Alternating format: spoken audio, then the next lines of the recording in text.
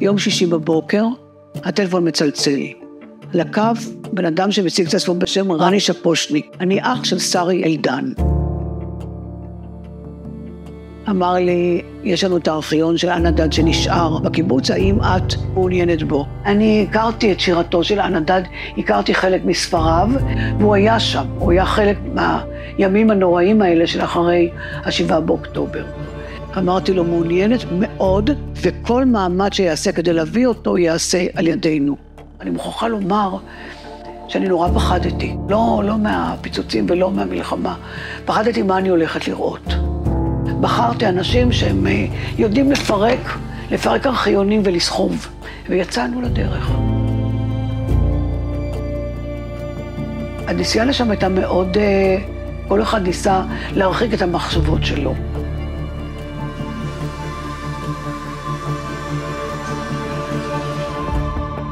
הקיבוץ היה שקט, וזה לא אופייני לקיבוץ הזה, זה היה קיבוץ מלא חיים, סואן, שום דבר, שקט.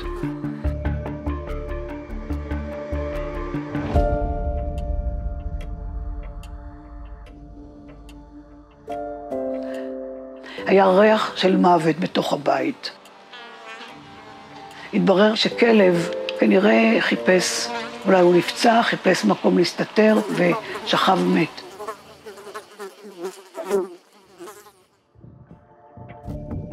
על אחד הארונות עמד שעון. שעון שהשעה שעמדה עליו זה 6:25. לרגע נעצרתי ואמרתי, רגע, הם עצרו את השעון על השעה?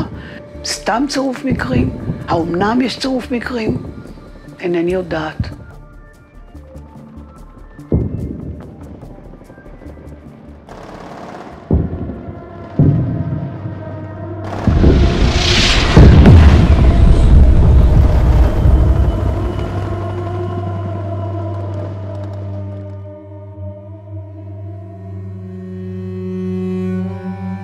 אחד התפקידים שאני רואה בארכיון הזה, לא לתת לאנשים האלה להישכח.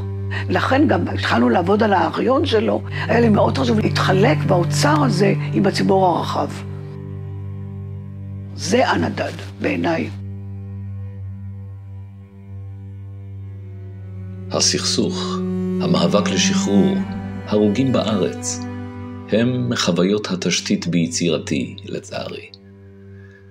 האירועים האחרונים בסכסוך הישראלי-ערבי הם פצע שוטט, שדמו רווי ביצירה שלי.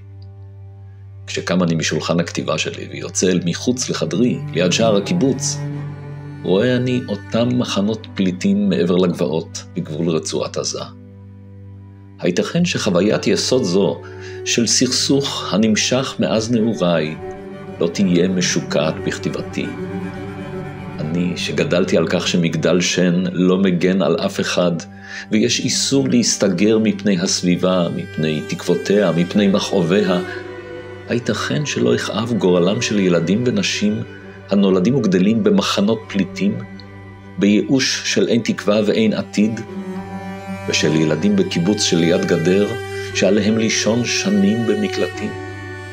אך המצב הזה של שני עמים הנאבקים על חייהם ועתידם מוצא ביטוי בשיריי, ככתיבה על מצבו של האדם, אבל דרך המעבדה האומנותית.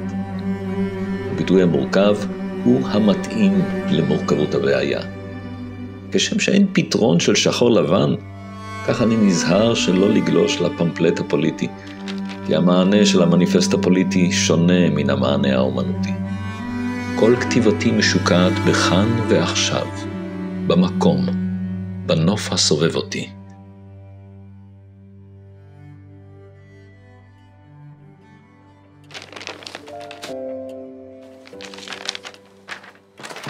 אז זה קופסת היהלומים. הוא נמצא כאן.